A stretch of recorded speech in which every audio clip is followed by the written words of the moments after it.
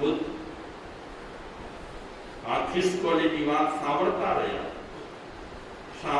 રહ્યા તમને વિચાર આવ્યા કે ના આવ્યા ખિસકોલીની વાત સાંભળીને કે ગૌતમ બુદ્ધ શું વિચારશે આ ખિસકોલીની વાત પરથી? એ તો નીકળી પડ્યા છે પોતાના ઘર તરફ, એમને સાધના બાધના બધી છોડી દીધી છે હમણાં તો, પણ આ ખિસકોલી સાથેની વાતચીત કર્યા પછી ગૌતમ બુદ્ધ વિચારે છે કે ખિસકોલીનું શરીર નાનું અને મારું શરીર મોટું, મારા શરીરની ક્ષમતા ખિસકોલી કરતા 1000 ગણી વધારે છે. શરીરની ક્ષમતા મારી 1000 ગણી વધારે, મારું શરીર એકદમ મોટું અને હું માણસ. ખિસકોલીમાં જો આટલી શક્તિઓ રહેલી હોય તો માણસમાં તો ખિસકોલી કરતા વધારે શક્તિઓ રહેલી હોય. ગૌતમ બુદ્ધ વિચારે છે, ખિસકોલીએ કીધું કે સરોવર ક્યારે ખાલી થશે તે મારે જવું નથી, મારે તો કામ ચાલુ જ રાખવું છે. તો ગૌતમ બુદ્ધ વિચારે છે, મને જીવન રહસ્ય ન મળ્યું અને જીવન રહસ્ય ન મળવાને કારણે કેટલાય ટાઈમથી સાધના કરતો હતો, તપ કરતો હતો, ચિંતન કરતો હતો, બધું છોડી દીધું છે. તો ખરેખર આ ખિસકોલીમાંથી મારે પ્રેરણા લેવા જેવી છે.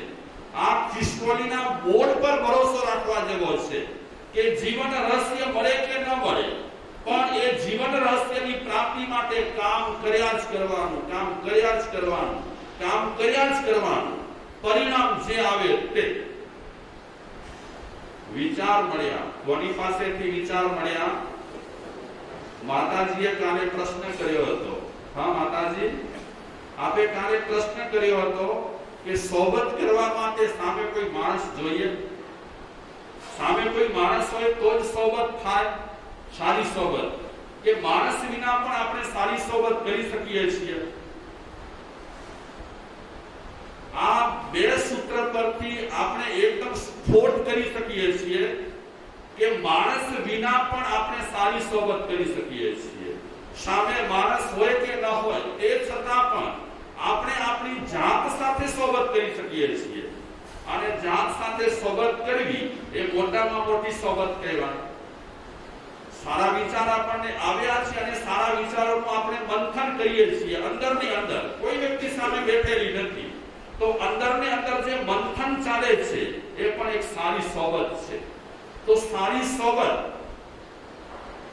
સામેના માણસને સોબત માટે શું કામ રાખવો પડે છે કે હજી આપણી કદાચ પ્રાથમિક ભૂમિકા રહેલી હોય, હજી પ્રારંભિક આપણી ભૂમિકા રહેલી હોય તો સારા માણસને સામે રાખવો પડે, કારણ કે સારા માણસ થકી આપણને સારા વિચારો મળે.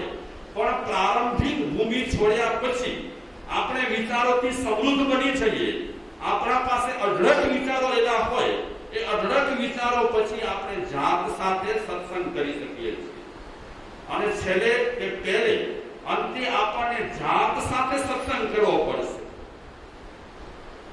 મીરાબાઈ એમના એક પદમાં વાત કરે છે સરસ, રામ નામ રસ પીજે મનવા, રામ નામ રસ पीजे तज कुसंग सत्संग में बैठी नित हरि नाम चर्चा कीजे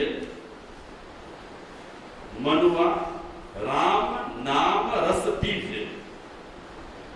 मीराबाई आ पदમાં કહે છે કે રામ નામનું રસ પીવા જેવું છે, ભગવાનના નામનું રસ પીવા જેવું છે।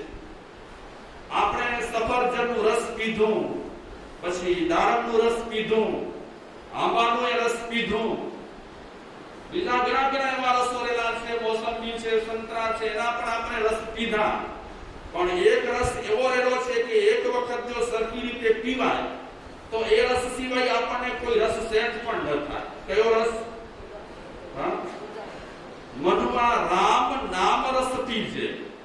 ભગવાનના નામનો રસ એક વખત વ્યક્તિ જો સરખી રીતે પી લે તો બીજા બધા રસ એના માટે ફીકા થઈ જાય। પણ એ તો મીરાબાઈ જેવા કોઈ રામ નામનો રસ પીતા હોય, બાકી આપણે તો આંબાનો રસ પીએ છીએ। આંબાનો રસ પી કરી અને આપણે વખાણ કરીએ કે વાહ, ક્યાંથી તમે આંબા લાવ્યા? કેસર કેરી હતી, કઈ કેરી હતી? તો સંતરાનો આપણે રસ પીએ તો એની આપણે પ્રશંસા કરીએ કે વાહ ભાઈ, શું સંતરાનો રસ હતો, જરાય ખટાશ નહીં. ક્યાંના? નાગપુરના હતા સંતરા, ક્યાંના હતા? તો આપણને આવા રસ મળે ત્યારે આવા રસોની આપણે પ્રશંસા કરીએ. મીરાબાઈ કહે છે, મને એ રસમાં ઇન્ટરેસ્ટ નથી, મને એક રામ નામના રસ એવો મને મળી ગયો છે અને એવો મને ગમી ગયો છે કે એના રસ સિવાય બીજા રસો હવે મને પસંદ પડે તેમ નથી. તજે કુસંગ સત્સંગ में बैठे हरि नाम चर्चा कीजे. માજી એક પ્રશ્ન કરેલો હતો, બીજા પણ કેટલાય પ્રશ્ન કરેલો હતો કે સત્સંગ કરવા માટે ધર્મસ્થળમાં આવવું પડે, એ જરૂરી છે? ધર્મસ્થળમાં આવવું કમ્પલ્સરી છે? તો કુસંગ અને સત્સંગની એક વ્યાખ્યા આપી છે આપણા ભારતીય ચિંતકે. ગમે ત્યાં બેઠેલા હોઈએ, ગમે ત્યાં આપણે બેઠેલા હોઈએ, પરમાત્માની જ્યાં ચર્ચા થતી હોય એ સત્સંગ છે. ગમે ત્યાં બેઠેલા હોઈએ, જમતા કાં ન હોઈએ, સ્ટેશને કાં બેઠેલા ન હોઈએ, બજારમાં કે દુકાને કાં બેઠેલા ન હોઈએ, પણ ચર્ચા શેની થતી હોય?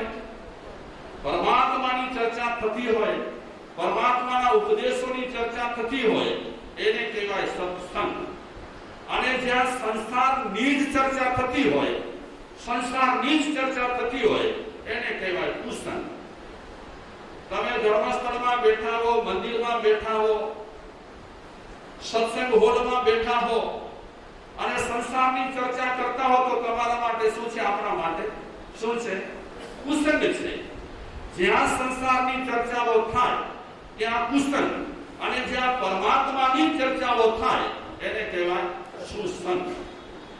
તો મીરાબાઈએ પણ ભગવાનને કીધું કે હે ભગવાન, કુસંગને તજવા જેવું છે અને સત્સંગમાં બેસવા જેવું છે. સત્સંગમાં બેસવું એટલે શું? કે સત્સંગ કરવા જેવું છે. અને સત્સંગ કઈ ઘડી બે ઘડી ના હોય, સત્સંગ કઈ કલાક બે કલાક ના હોય. આપણને સારું ચિંતન મળી જાય અને આપણો માયલો જાગી જાય તો 24 કલાક આપણા માટે શું છે? સત્સંગ છે. તમે આત્મચિંતનમાં પડી જાઓ, વ્યવહારમાં બેઠેલા હો, બધું તમે બધામાં ભાગ લેતા હો, પણ અંદર ચાલુ પડ્યું હોય. શું ચાલુ હોય? હા, બહારથી તમે વ્યવહાર બધા સાચવતા હો, અંદરથી નિર્લેપ રહેલા હો. એ બધું જોઈ લીધું. આ નાટક છે. આમાં બહુ હરખ પણ રાખવા જેવો નથી, આમાં શોખ પણ બહુ કરવા જેવો નથી. માણસ અંદરથી સમજી લે અને સતત અંદરથી ચિંતન સારું ચાલતું રહે તો એ માણસ ગમે ત્યાં બેઠેલો હશે. લગ્નમાં ક્યાં બેઠેલો ન હોય, તો લગ્નમાં બેઠા પછી પણ એ ક્યાં બેઠેલો છે? સત્સંગમાં. અને જોઈ લો, એવા દાખલા રહેલા છે કે ચોરીમાં બેઠા હતા, ગોર મહારાજ મંત્રોચ્ચાર કરતા હતા, અને મંત્રોચ્ચાર કરતા કરતા એવા શબ્દ બોલ્યા, સાવધાન. અને સાવધાન શબ્દ સાંભળી કરી ચોરીના મંડપમાં કેવળ જ્ઞાન થઈ ગયું. કોને થયું? કોને? પૃથ્વીચંદ્ર ગુણસાગરની એક વિશાળ કથા રહેલી છે જૈન કથાનકોમાં. એમાં એ વ્યક્તિ ચોરીના મંડપમાં બેઠેલી હતી અને ગોર મહારાજના શબ્દ હતા, સાધુ મહારાજના પણ ન હતા.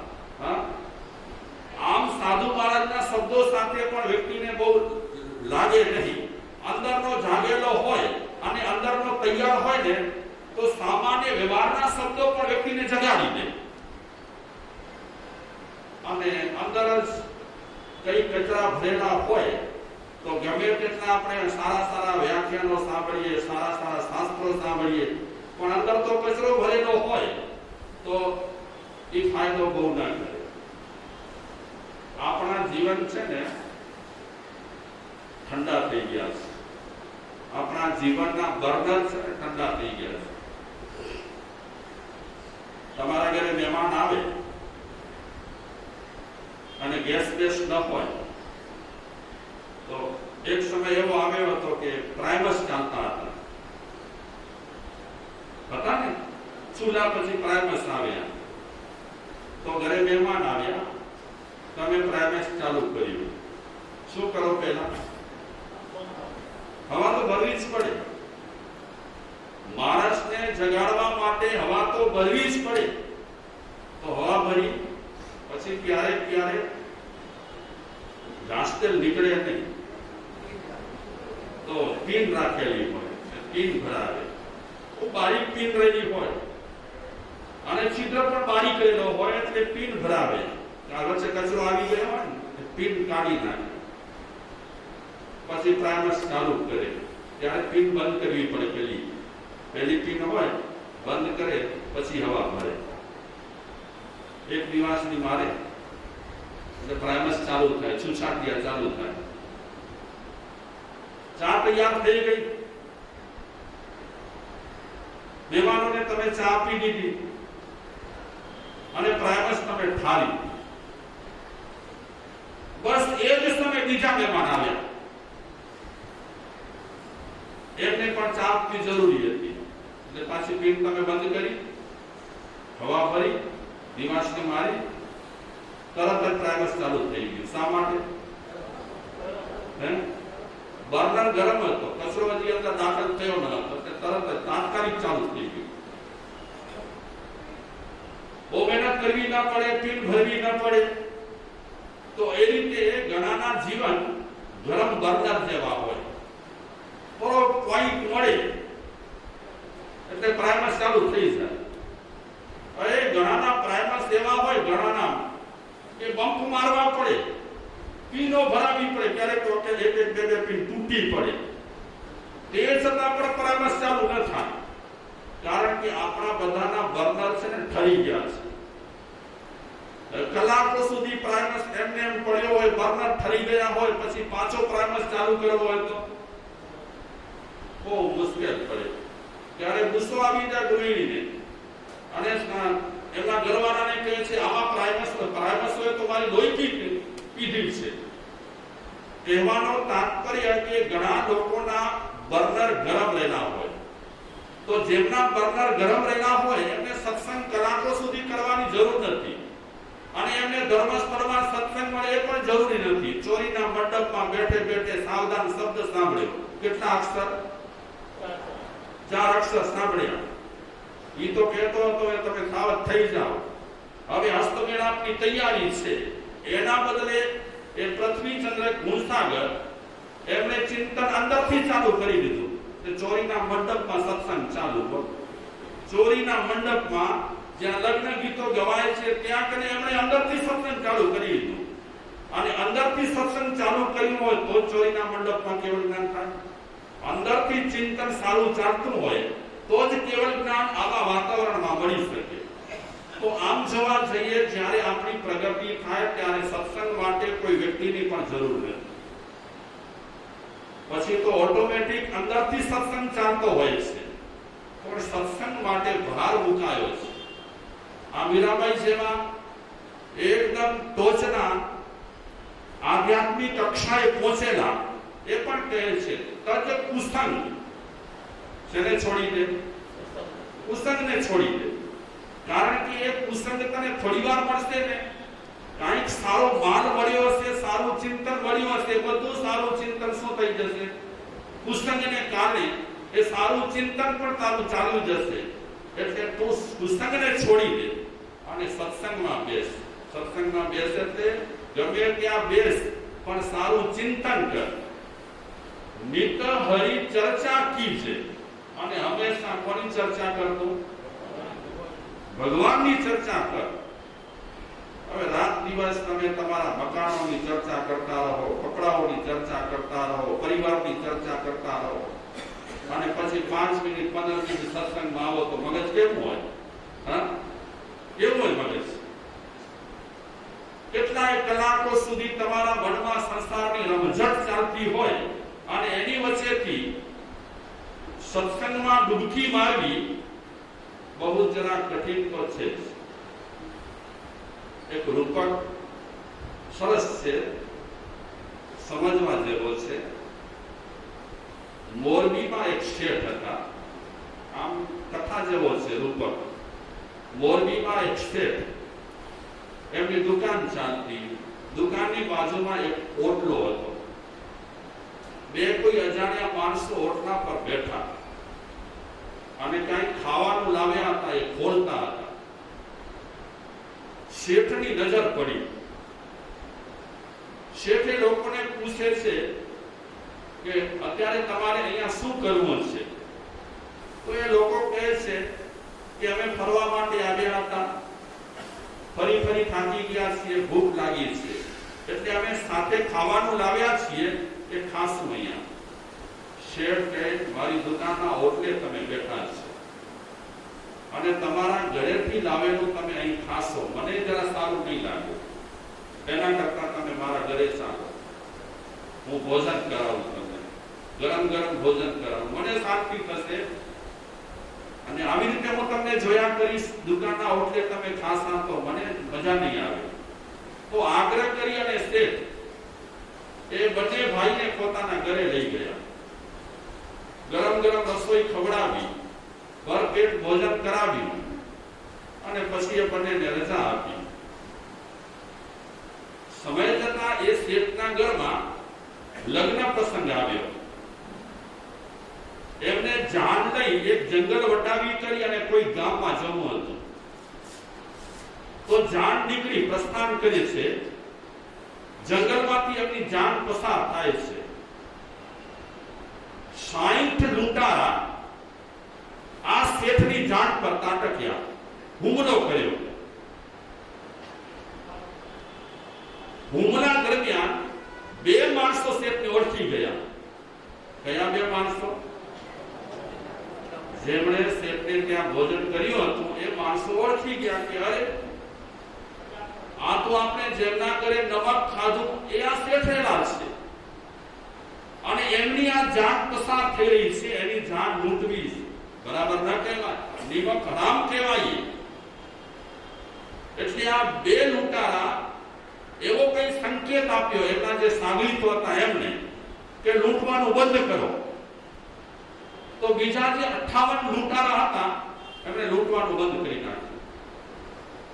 જે ક્યાંય માલ સામાન લૂંટ્યો હતો એ બધો પાછો આપી દીધો. જંગલ પસાર કરવા માટે એ 60 લૂંટારા એ શેઠની સાથે ચાલ્યા. હેમ ખેમ જંગલ પાર કરાવ્યો. લગન પતી ગયા પછી જ્યારે જાન પાછી ફરી ત્યારે પણ આ 60 લૂંટારા જંગલ વટાવવા એમની સાથે ચાલ્યા. હેમ ખેમ ઘરે પહોંચે. આ સંકેત રૂપ દ્રષ્ટાંત છે. તમે એને કઈ રીતે ઘટાડો છો? આ દ્રષ્ટાંત વાર્તા રૂપે નથી, એ કઈ કહેવા માંગે છે. શું કહેવા માંગે છે? 60 લૂંટારા અને તેમાં બે લૂંટારા એમણે બચાવ કર્યો તો 58 લૂંટારા. તો એ 60 લૂંટારા ને બે લૂંટારા ને 58 લૂંટારા ને શું છે?